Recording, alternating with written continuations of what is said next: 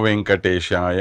प्रिय बंधुओं, महाभक्तिन तरिगोंड वेंगमांबा ने भगवान वेंकटेश्वर पर जो अनन्य भक्ति दिखाई है, उसके बारे में जानने के लिए हमें उनकी रचनाओं का थोड़ा बहुत अध्ययन भी करना पड़ेगा, क्योंकि आजकल उनकी परम भक्ति के उदाहरण के रूप में हमें मिल रहे जो भी काव्य हैं, उन काव्यों के जरिए ही हम उनकी अप्रमेय भक्ति के बारे में जान सकते हैं।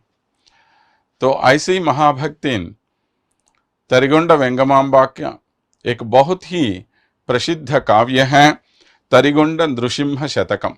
माने वह जिस गांव से आई हैं, वहां पर जो भगवान नृसिंह मूर्ति हैं, उन नृसिंह मूर्ति का उद्देश्य करते हुए उनके बारे में उन्होंने एक शतक लिखा। शतक माने 100 पद्यों का या 100 श्लोकों का एक समीकृत काव्य है ये। इस काव्य में 130 पद्य हैं, जिन्हें हम संस्कृत में श्लोक कहते हैं, उन्हीं को हम तेलुगु में पद्य भी कहते हैं। ऐसे पद्य 103 हैं उसमें। इन सभी पद्यों के माध्यम से या इन कविताओं के माध्यम से तरिगोंड वेंगमांबा ने कई सारे विषय हमारे सामने प्रस्तुत किए। तरिगोंड वेंगमांबा के यहाँ उनकी और एक प्रमुख विशेषता ये भी है कि सिर्फ वो एक कवयित्री, एक भक्तिन ही नहीं, बल्कि समाज में जो अंधविश्वास फैले हुए हैं उनके विरुद्ध भी उन्होंने काम किया है। सामाजिक कुरीतियों का खंडन मंडन भी किया है उन्होंने। तो इस प्रकार तरिगोंड वेंगमांबा ने अपने नृसिंह शतक में कई अन्य विषयों का भी स्पृशन किया है। तो उन सब के बारे में हम आज थोड़ी सी जानकारी प्राप्त कर लेंगे। इस नृसिंह शतक में मकुट कहते हैं। मकुट माने जो पद्य का अंत भाग होता है उसको मकुट कहते हैं। उसमें तरिगोंड नृसिंह दयापयोनिधि ऐसा लिखा है उन्होंने, क्योंकि परमात्मा सबसे बड़ा दयावान है। तो ऐसे दयावान परमात्मा की प्रार्थना करते हुए उन्होंने जो भी शतक हमें दिया है, उस शतक के माध्यम से हम भगवान की लीलाओं का ही नहीं, भगवान पर हमारी अनन्य भक्ति को और भी स्थिर करने के लिए, उसे और भी कायम करने के लिए जो भी आवश्यक गुण हम में होने चाहिए, उन गुणों के साथ साथ समाज में जो अंधविश्वास फैले हुए हैं, जो दुराचार फैले हुए हैं, उन कुरीतियों का भी खंडन हम इसमें देख सकते हैं। तो उनके विशाल भक्ति के साथ साथ उन्होंने पहले ही भगवान से प्रार्थना करते हुए, उन्हीं को अपने गुरु के रूप में स्वीकार करते हुए एक पद्य ऐसा लिखा। अतुलितमैन मी पद विनंदुदलंचि विशाल भक्ति चे వితరణగాను మీరిపుడు వేట్కను వాకులనిచ్చినంతలో శతకముగాను చెప్పెదను సద్గురు స్వామి కటాక్షమేర్పడన్ కుతుకమీరగాను తరిగొండ నృసింహ దయాపయోనిధి।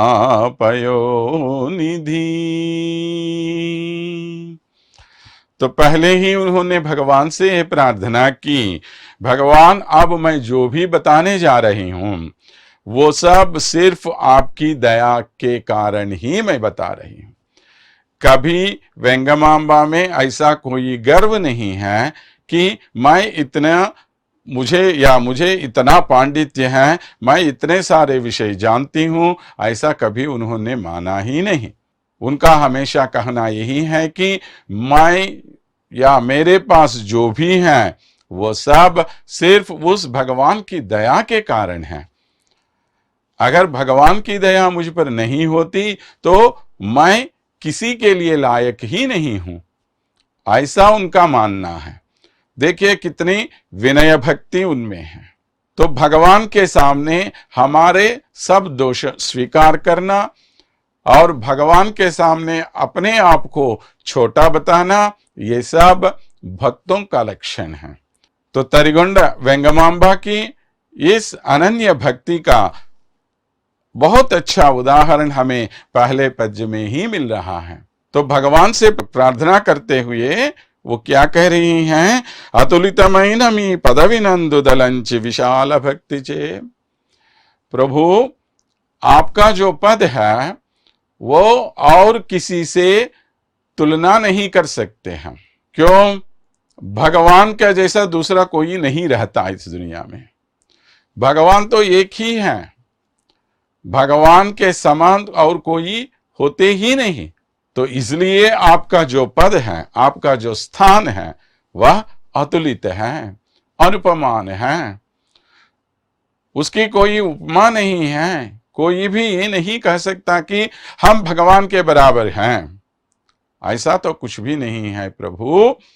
तो मैं हमेशा उसी को अपने मन में लेते हुई विशाल भक्ति चे, और आप पर मेरी जो भी भक्ति है, माने भगवान पर उनके सारी प्रतिभा या उनकी सारी महिमा को अपनाते हुए मैं आपके पास, आपके चरणों में ऐसे पहुंच गई हूं कि प्रभु, मैं ये सब मानती हूं कि आपके अलावा और कोई इस दुनिया में है ही नहीं, या आपके समान कोई भी नहीं है। वितरण गनु मिरी पुडु वेटकनु वाकुल निश्चिनंतलो।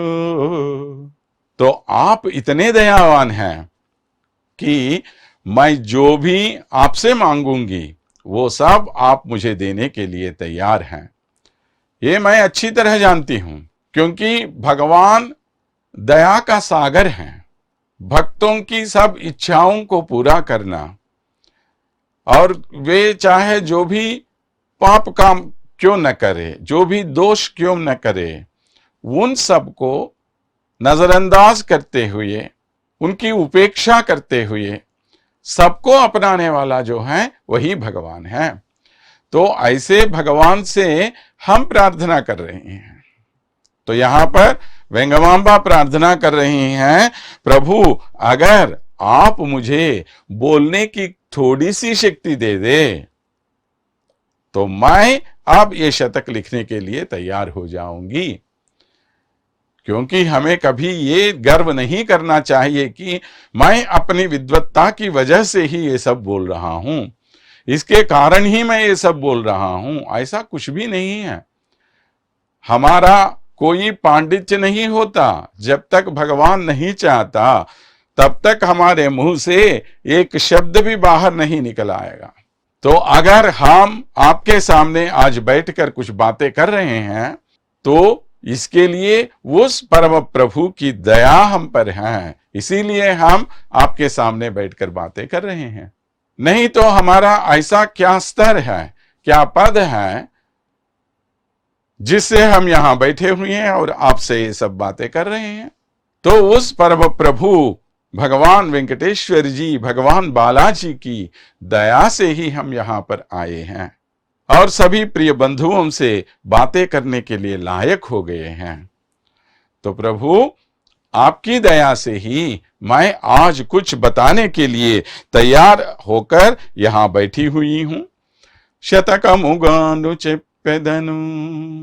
तो आपकी महिमा बताने के लिए एक दो श्लोक बताने से क्या होगा, तो कम से कम 100 श्लोक अगर मैं बताऊंगी तो कम से कम थोड़े, मैंने 100 श्लोकों में भी हम भगवान की महिमा का गुणगान नहीं कर सकते, फिर भी कम से कम 100 श्लोक लिखने की ताकत तो मुझे मिले, ऐसी प्रार्थना करते हूं। सद्गुरु स्वामी कटाक्ष में पड़न। और ये सब करने के लिए कौन है मेरे गुरु? मेरा तो कोई अपना गुरु है ही नहीं।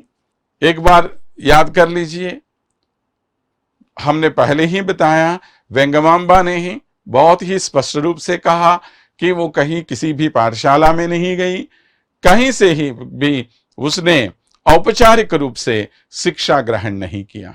तो उसने जो भी सीखा वो कई महात्माओं की दयाओं से कारण या साक्षात भगवान की दया के कारण ही उन्होंने कुछ ज्ञान प्राप्त कर लिया। वो बात उसने पहले ही स्पष्ट कर दिया है। लेकिन जो भी अध्यात्म मार्ग में आगे बढ़ते रहते हैं उनके लिए किसी न किसी गुरु की आवश्यकता होती ही है।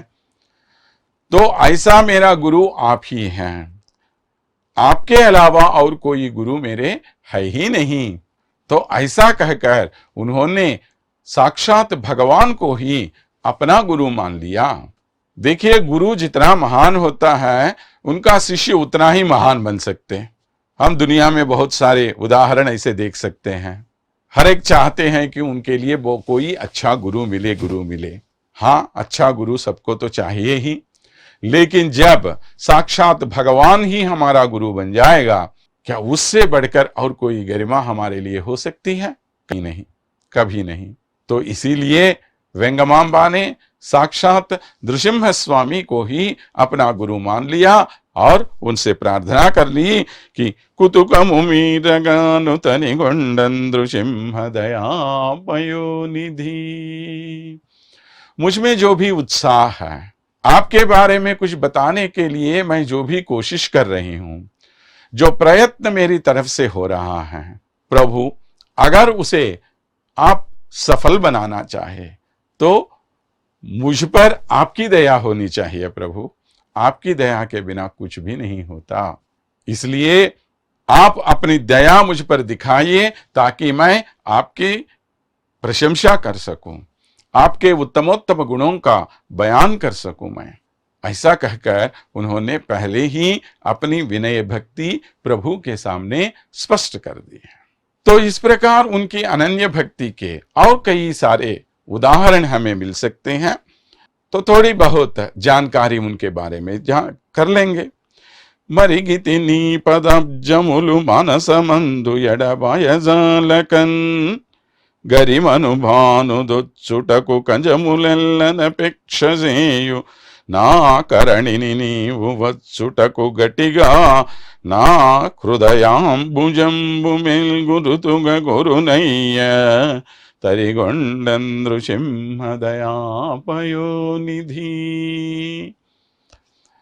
प्रभु, अगर मैं किसी छोटे से भी काम के लिए लायक हूं तो वो किसके कारण संभव हो रहा है मालूम?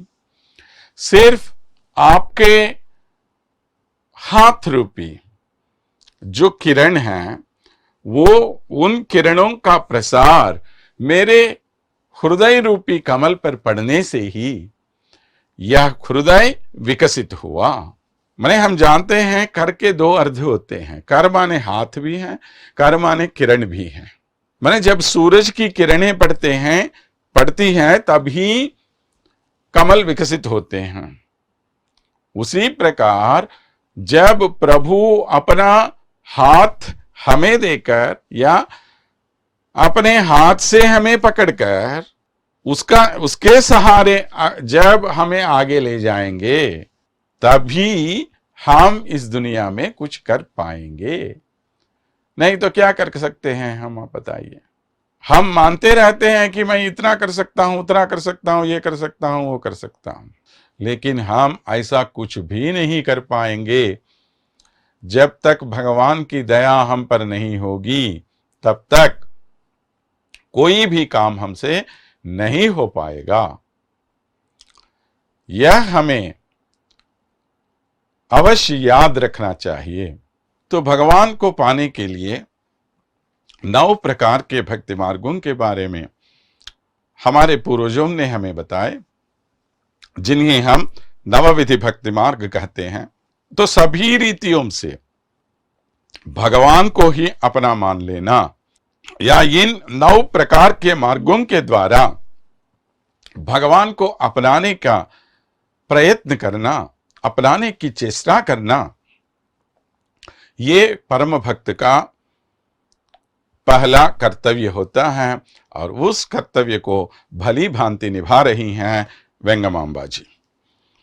श्रवणम कीर्तनम स्मरणम पादसेवनम अर्चनम वंदनम ध्यानम सख्यम आत्मनिवेदनम, ये 9 प्रकार की भक्ति मार्ग है। पहले भगवान के बारे में हमें सुनना चाहिए। भगवान का गुणगान अगर कोई कर रहा है तो सुनना पहला काम है। जब आप सुनोगे तभी तो आपके मन में उस विषय के प्रति थोड़ी सी श्रद्धा जाग उठेगी। लेकिन अधिकतर लोग यहीं पर फेल हो जाते हैं, क्योंकि सुनना ही नहीं चाहते। हमेशा वो अपनी तरफ से बोलते रहते हैं। बोलने के लिए पहला जो स्टेप होता है, जो पहली सीढ़ी होती है, वो श्रवण है। जब तक हम सुनेंगे नहीं तब तक हम सही बोल सकते भी नहीं। इसके लिए श्रवणम को हमने पहले भक्ति मार्ग के रूप में रखा। श्रवण करने के बाद हमें क्या करना चाहिए? कीर्तनम, स्मरणम, पादसेवनम, भगवान का गुणगान करो, बार बार उसको याद करते रहो, भगवान की सेवा करो, भगवान की पूजा करो, भगवान के सामने दोनों हाथ जोड़कर उनका वंदन करो, भगवान का ध्यान करो, भगवान को ही अपना सब कुछ मान लो, उनको आप अपना मित्र बना लो, अपना दोस्त बना लो उनको, और उनके लिए हमारा सब कुछ न्यौछावर करने के लिए तैयार हो जाओ। ये सभी काम जो है ये हमें करना चाहिए। जब इस प्रकार से हम सभी रीतियों से भगवान की सेवा करेंगे तभी हम भगवान के असली भक्त बन जाएंगे।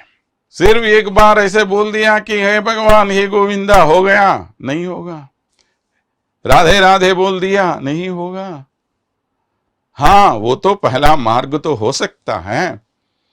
ऐसा नहीं कि राधे राधे बोलना कोई गलत काम तो नहीं है, लेकिन सिर्फ वहीं पर हमें नहीं रुकना चाहिए। वो इस भक्ति मार्ग में आने के लिए जो प्रवेश द्वार के जैसे हैं।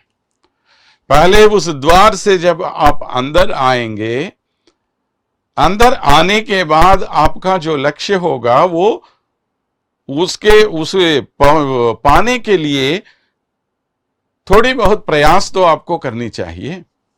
तो उसके लिए थोड़ा पैदल तो आपको चलना पड़ेगा। और ये जो मार्ग हैं, ये सभी मार्ग आपको भगवान की तरफ ले जाने वाले हैं। तो इन सब में माने भगवान को पाने के लिए जो 9 प्रकार के मार्ग बताए गए हैं, हर एक मार्ग में अपनी पूरी निष्ठा दिखाई महाभक्तिन वेंगमांबा ने। इसीलिए हम उन्हें महाभक्तिन कहते हैं। भगवान को पाने के लिए 4 प्रकार के लोग होते हैं, ऐसा भगवान ने स्वयं कहा गीता में। कौन कौन? अर्थ जिज्ञासु, अर्थार्थी, ज्ञानी, 4 प्रकार के लोग कहा उन्होंने। अर्थ माने जो किसी कष्ट में फंसा हुआ है, किसी मुसीबत में है, तो उस समय उस कष्ट से दूर होने के लिए, उस कष्ट को दूर करने वाले के रूप में भगवान से जो प्रार्थना करता है वो आर्त होता है। और कुछ लोग ऐसे होते हैं कि वे भगवान के बारे में जानना चाहते हैं। कौन है भगवान, क्या है उनकी ऐसी विलक्षणता, तो ये जानने के लिए जो कोशिश करते रहते हैं वे भी भगवान के बारे में जानेंगे। और कुछ लोग अपने स्वार्थ के लिए भगवान के पास जाते हैं। मेरी ये इच्छा है, ये इच्छा पूरी करो, वो इच्छा पूरी करो, ऐसी प्रार्थना करते हुए भगवान के पास जाते रहते हैं कुछ लोग। और उनको हम कहते हैं अर्धार्थी। माने उनके लिए कोई अपने मन में कोई इच्छा होती है और कोई ज्ञानी होते हैं। उनको मालूम है कि भगवान उत्तमोत्तम है। ऐसे उत्तम पुरुष के बारे में जानना हमारा कर्तव्य समझकर ज्ञानी लोग भगवान के बारे में जानने की का प्रयत्न करते रहते हैं। इस प्रकार 4 प्रकार के लोग भगवान को पाने के लिए प्रयत्न करते रहते हैं। तो उनमें वेंगमांबा का कौन सा स्थान है, तो वो जानने के लिए और कुछ हमें अंदर जाना चाहिए, क्योंकि वेंगमांबा सिर्फ अपने स्वार्थ के लिए भगवान की से प्रार्थना करने वाली नहीं है, और ऐसा भी नहीं है कि सिर्फ अपने कष्टों को दूर करने के लिए ही वो भगवान के पास जाए। क्योंकि जो ऐसे लोग होते हैं, जब वो कष्ट मिट जाते हैं वो फिर वापस चले जाते हैं, फिर भगवान को याद भी नहीं रखते लोग। ऐसी स्वार्थपरायणता उनमें नहीं है। तो वेंगमांबा की इस विलक्षणता के बारे में जानने का प्रयास हम जारी रखेंगे, और थोड़ी सी जानकारी आगे हम प्राप्त कर लेंगे। तब तक के लिए स्वस्ति कह देते हैं। वरतरिगोंड निवास परात्पर गुरुतर वेंकटगिरि निलया।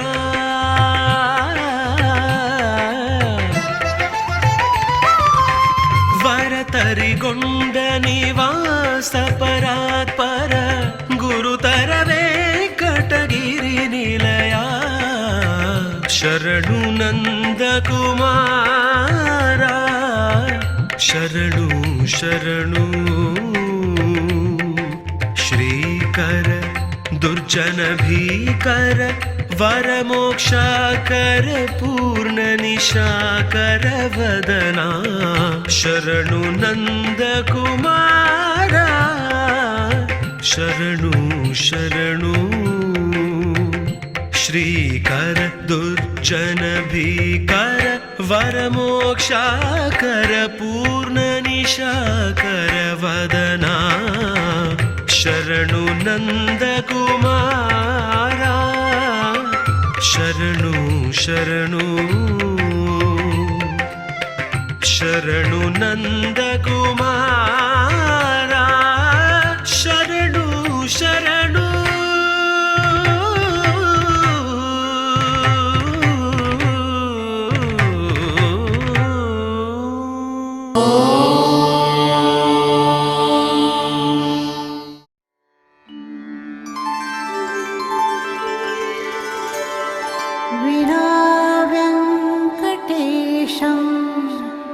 ननाथो ननाथः सदा वेङ्कटेशं स्मरामि स्मरामि। हरे वेङ्कटेश प्रसीद प्रसीद। प्रियं वेङ्कटेश प्रयच्छ प्रयच्छ।